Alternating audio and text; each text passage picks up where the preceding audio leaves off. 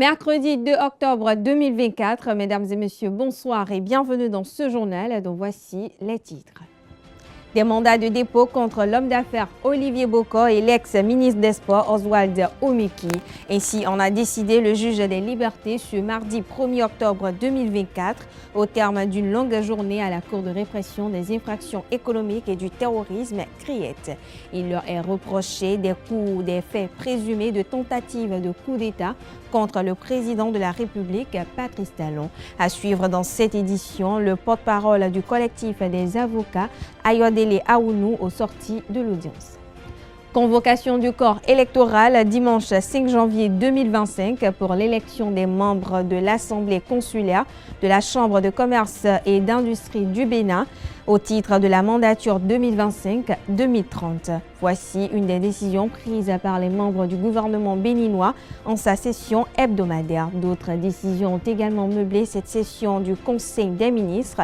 On fait le point dans ce 19h. Hors de nos frontières, au moins 11 civils ont perdu la vie au Congo lors d'une double attaque des rebelles des forces démocratiques et alliées ADF.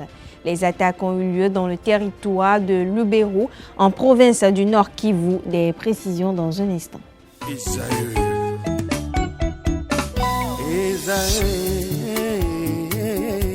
Vous recherchez une école de référence pour une double formation universitaire et professionnelle de qualité? Voici l'opportunité à ne pas rater. L'École supérieure d'administration, d'économie, de journalisme et des métiers de l'audiovisuel ESAE vous offre des programmes d'enseignement en licence et en master orientés vers l'emploi qui font d'elle une référence à travers les filières de l'administration générale et territoriale, l'administration du travail et de la sécurité sociale, droit, diplomatie et relations internationales, administration hospitalière, universitaire et intendance, journalisme et métiers de l'audiovisuel et toutes les filières des sciences de gestion. Une seule adresse, www.esae.bj. Rendez-vous dès maintenant sur nos campus ESAE Bedromende au numéro 90 93 65 21 ou au numéro 98 98 14 00. Paracourt sur le numéro 52 46 12 12. Aboumé-Calavi au numéro 52 88 44 44. Akpata au numéro 52 88 33 33. ESAE, l'excellence à un nom.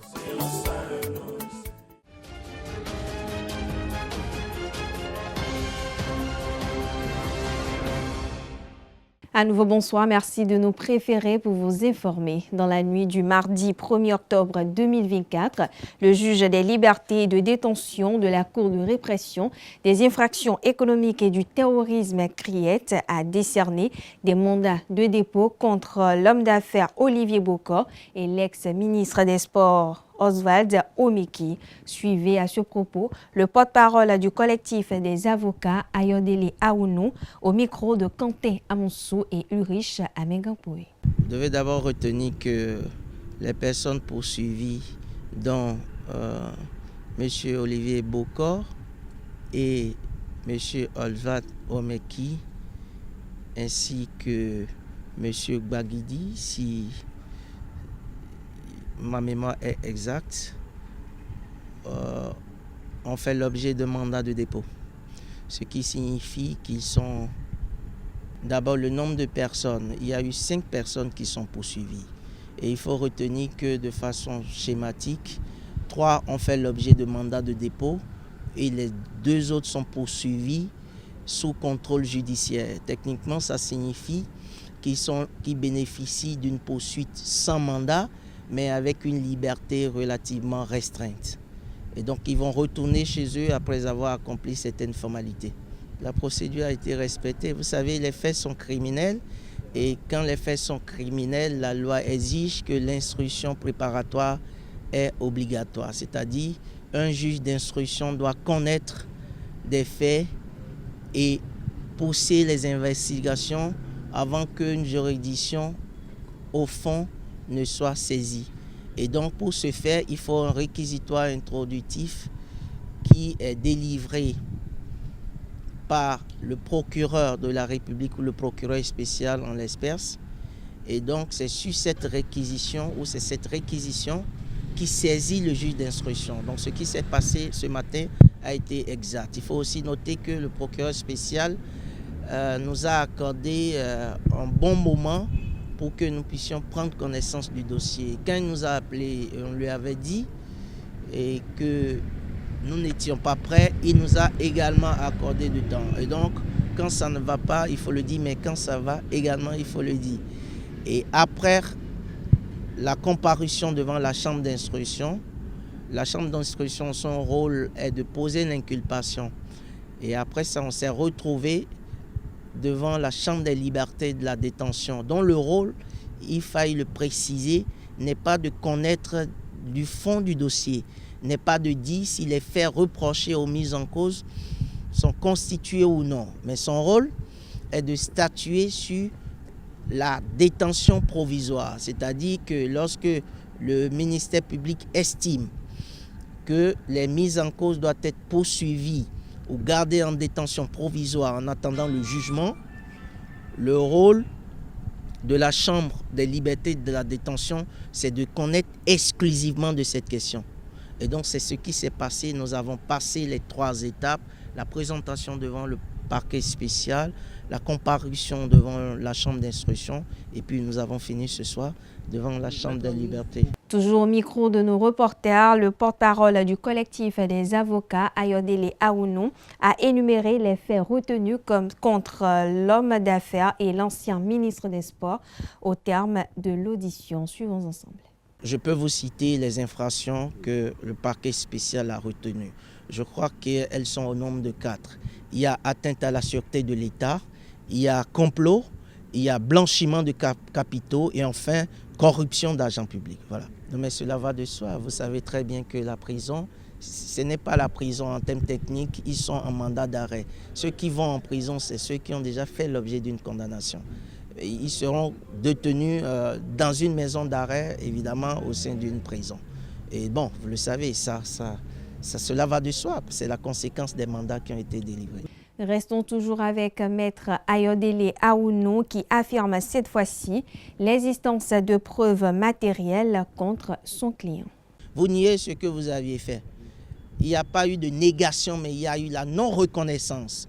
Je tiens à préciser qu'il ne s'est pas agi aujourd'hui, ce soir, de la pertinence ou non des infractions retenues contre les mises en cause. Il s'est agi exclusivement de trancher la question de savoir est-ce qu'il faut les poursuivre sans ou avec mandat. Et donc la Chambre des libertés de la détention ne tranche pas le fond du litige.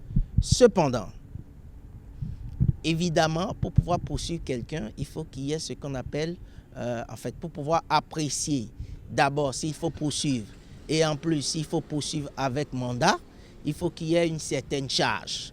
Et donc, relativement à cela, ce que je peux vous dire à l'étape actuelle de la procédure, c'est qu'il est révélé à travers les constances du dossier que concernant M. Olivier Boko, il n'existe aucun fait matériel. Vous savez, la justice pénale ne se fonde pas sur des déductions, des présomptions, des suppositions, non. La justice pénale se fonde sur des faits concrets. Et parlant de faits concrets, il n'existe pas.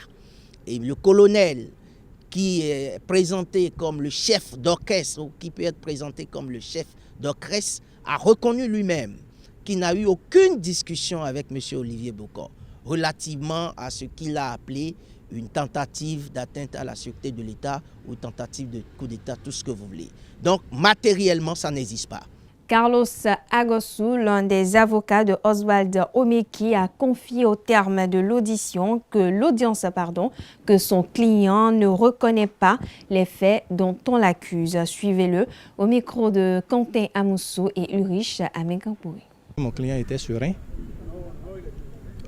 Il ne reconnaissait pas les faits qui sont mis à sa charge.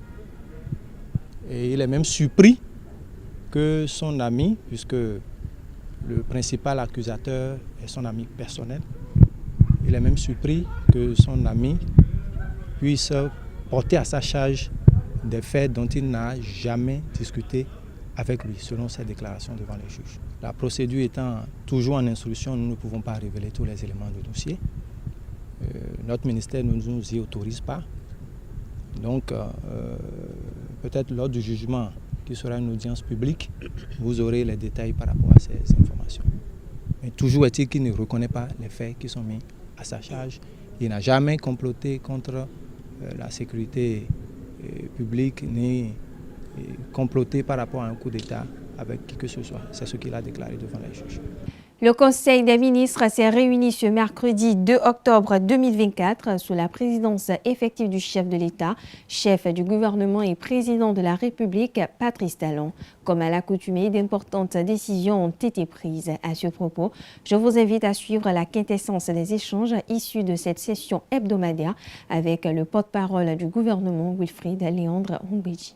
Au chapitre des mesures normatives, en point 1, transmission à l'Assemblée nationale pour autorisation de ratification de l'accord d'établissement du Global Green Growth Institute, GGGI.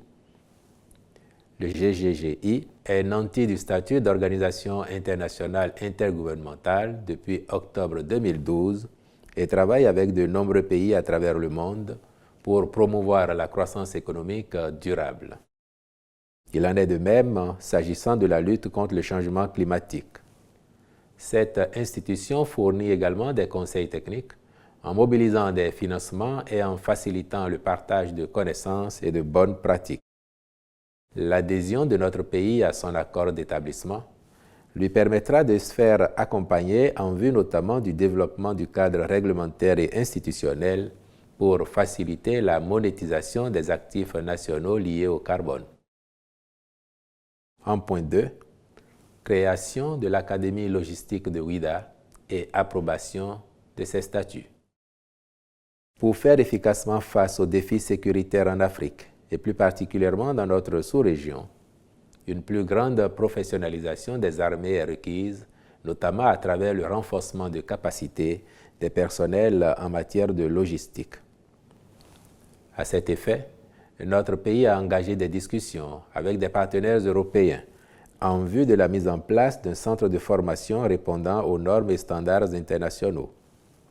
D'où la création de la présente académie basée à Ouida et dont les statuts ont été, par la même occasion, adoptés. Elle sera ouverte au personnel des forces de défense et de sécurité, ainsi qu'au personnel civil spécialisé dans une des fonctions de la logistique. Au nombre des mesures normatives, il a été également adopté le décret portant convocation du corps électoral le dimanche 5 janvier 2025 pour l'élection des membres de l'Assemblée consulaire de la Chambre de commerce et d'industrie du Bénin, CCI Bénin, au titre de la mandature 2025-2030. S'agissant des rencontres et manifestations internationales, il a été autorisé sous cette rubrique. La célébration au Bénin, le 5 octobre 2024, de la 31e Journée mondiale des enseignants, de même que l'organisation au Bénin, du 2 au 4 octobre 2024, de la 19e réunion des ministres chargés des télécommunications, TIC, digitalisation et de la poste de la CEDEAO, du 6 au 8 octobre 2024, de la 6e édition de la Journée mondiale du coton, du 17 au 19 octobre 2024, du 3e congrès des soins palliatifs et de la 4e Journée mondiale des soins palliatifs, de la 27e édition de la Journée nationale de mobilisation pour la lutte contre les troubles dus à la carence en iode, le 27 octobre 2024 dans la commune de Kandi, du 27 au 29 octobre 2024, des premières journées scientifiques de la Société béninoise de néphrologie, du 21 au 23 novembre 2024, du 3e congrès de la Société béninoise de rhumatologie, du 5 au 7 décembre 2024, du 4e congrès international de la Société béninoise de cardiologie, conjointement avec le 3e congrès international de l'Association des sociétés de cardiologie de l'Afrique de l'Ouest et du Centre. Il a été, par ailleurs, autorisé la participation du Bénin au séminaire d'orientation à l'intention des membres africains élus au conseil d'administration du Bureau international du travail à Abidjan, en Côte d'Ivoire, du 9 au 11 octobre 2024, à la 53e session ordinaire du conseil d'administration de l'École inter-État des sciences et médecine vétérinaire de Dakar, prévue du 21 au 25 octobre 2024 à Yaoundé, au Cameroun. Au chapitre des mesures individuelles, enfin, M. Caliste Akweyon Dosukoko est nommé greffier en chef à la Cour suprême. Et puis on parle spiritualité à présent. Les jumeaux sont généralement considérés comme porte-bonheur ou porte-malheur selon les régions à travers la vénération des statuettes des jumeaux. Selon le professeur et prêtre de Fa David Kofi-Aza, dans la tradition, les jumeaux sont des divinités transversales. Reçu par Abdelkader Achero sur l'émission Free Matin de ce mercredi, le professeur et prêtre de Fa David Kofi-Aza s'est prononcé sur le sens et la portée des jumeaux. Suivez un extrait de son argumentaire. Les jumeaux représentent une divinité transversale. C'est une divinité qui peut influencer toutes les autres divinités. C'est la seule d'ailleurs qui influence toutes les autres divinités. Et même qui s'interpose lors des offrandes des divinités, les jumeaux peuvent s'interposer. C'est la seule d'ailleurs divinité qui peut s'interposer. Donc, et ils sont, je dirais, compatibles à toutes les divinités. C'est pour ça qu'on dit généralement, quand on veut ériger une divinité et qu'on déverse les jarres, on ne manque jamais des jarres de jumeaux. Ils sont compatibles à toutes les divinités. D'abord, je dirais que ce comportement, c'est un canular. Ça n'a rien à voir avec les jumeaux. C'est de l'escroquerie populaire. Les jumeaux ont un rituel. Quand on consacre les statuettes, on les envoie au marché. Eux-mêmes, ils peuvent demander, les statuettes sont déjà constituées et c'est là, et eux-mêmes demandent qu'on les envoie au marché. On parle de statuettes de représentation. La représentation idiomatique des jumeaux. C'est-à-dire que ça veut dire que les jumeaux sont déjà partis, sont décédés, et on les a rematérialisés. Uniquement ceux qui sont décédés qu'on rematérialise. Okay. Toute autre forme là, c'est de la chimère. Ça n'a rien à voir avec la réalité. C'est juste une élucubration spirituelle. Ceux qui sont décédés, on doit systématiquement les rematérialiser. C'est systématique. Même s'il est âgé, il est décédé, tout jumeau doit être rematérialisé après sa mort.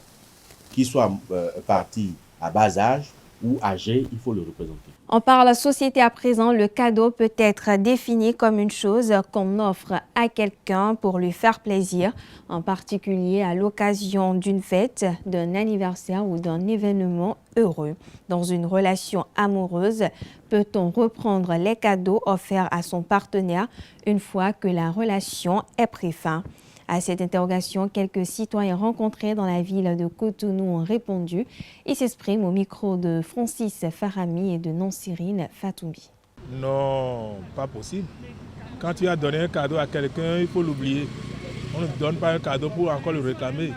Et quand tu es avec ta femme et si les parents n'ont pas accepté, il suffit pour que si la femme t'accepte, vous allez vous comprendre. C'est dit dans la Bible. L'homme et la femme doivent quitter les parents pour aller rester unis. Non, cela ne se fait jamais. Pourquoi réclamer des cadeaux que tu as offerts à quelqu'un? Les cadeaux que tu as offerts là, c'est comme l'aumône que tu as fait. C'est comme l'aumône. Donc tu ne peux pas faire l'aumône et aller demander à celui à qui tu as donné la chose de te ramener ça. C'est pas bien. Lorsque vous avez une copine ou une amie, etc., quel que soit ce que vous lui avez offert pendant que vous étiez ensemble, vous n'avez plus le droit de réclamer ce que vous lui avez offert. Moi-même, j'ai entendu, je n'ai jamais vu ça, mais j'ai entendu ça plusieurs fois de la bouche de mes amis. Et que ça s'est passé réellement. Au moment où tu as donné la chose là, Dieu a déjà écrit ça. Et peut-être que la personne est dans le besoin. Tu sais que cette personne est dans le besoin, tu lui as offert quelque chose. Maintenant, c'est parce que vous n'êtes plus en bon entendement, tu vas réclamer ça. Non, ça là, c'est un mauvais signe, c'est un mauvais comportement. Moi, je ne peux pas le faire. Si la femme est prête pour t'accompagner, surtout qu'elle a déjà l'âge, si elle est prête pour t'accompagner, il faut aussi l'accompagner. Je ne sais pas ce qui se passe dans ce monde. C'est-à-dire, il n'y a plus de confiance entre la femme et l'homme. Et qui est l'auteur de ça? Je crois que ça vient de la femme et ça vient aussi des familles aussi. Parce qu'il y a certaines familles, si tu vas aller chercher leur fille, dans toute ta vie, tu auras de problèmes. C'est pas bien, c'est malhonnête. Ça se voit. Et quant aux parents, il faut qu'ils cessent de se mêler, n'est-ce pas, à l'union entre deux conjoints. Même si ce sont vos progénitures, c'est pas bien. Hein? Et il faut qu'ils demandent l'aide du Seigneur pour que l'union soit durable. Si c'est ma copine, je lui ai offert quelque chose, je laisse ça, j'oublie même. C'est ça, il faut oublier ça. Hors de nos frontières, au moins 11 civils ont perdu la vie dans l'est de la République démocratique du Congo lors d'une double attaque des rebelles des forces démocratiques et alliées ADF.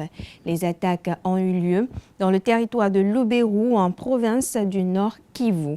Dans l'est de la RDC, les deux villages ciblés, Bilulu et Makaburi, situés dans le secteur de Bapéré, ont été attaqués simultanément par des rebelles. Les assaillants ont brûlé plusieurs maisons et agressé les habitants au cours de cette nuit fatidique. La situation reste confuse dans cette zone où la couverture téléphonique est quasi inexistante. Pour l'heure, aucun bilan n'a été fourni suite à cette seconde attaque. Entre juillet et août, les ADF avaient déjà causé la mort d'une centaine de civils dans la zone. Depuis lundi, des officiers congolais et ougandais se réunissent en Ouganda pour évaluer les opérations conjointes menées par les deux armées contre les ADF dans les provinces du Nord Kivu et d'Ituri, opérations qui se poursuivent depuis près de 3 ans. Du Congo, rendons-nous au Sénégal alors que l'une des coalitions de l'opposition Taku Wallu Sénégal a investi l'ancien chef de l'État Macky Sall comme tête de liste nationale. Le PASTEF au pouvoir a lui choisi le Premier ministre Ousmane Sonko pour aller à la conquête d'une majorité à l'Assemblée nationale. Le possible retour au Sénégal de Macky Sall, absent depuis qu'il a cédé le pouvoir au président Bassirou Diomaye Faye, marque le vrai début de campagne de ces législatives. En attendant, l'opposition divisée entre 3 grandes coalitions, l'une menée par l'ex-président Macky Sall, l'autre par l'ancien Premier ministre Amadou Ba et la dernière par le maire de Dakar, Barthélémy Dias, tente péniblement de se mettre d'accord sur une stratégie électorale commune pour éviter la dispersion des voix. Pour l'heure, un accord a été trouvé uniquement dans 2 départements sur les 46. Voilà, chers internautes, c'est sur ces mots que prend fin cette édition. Merci de l'avoir suivi, merci de votre fidélité. Excellente soirée en compagnie de nos programmes sur EZAV TV.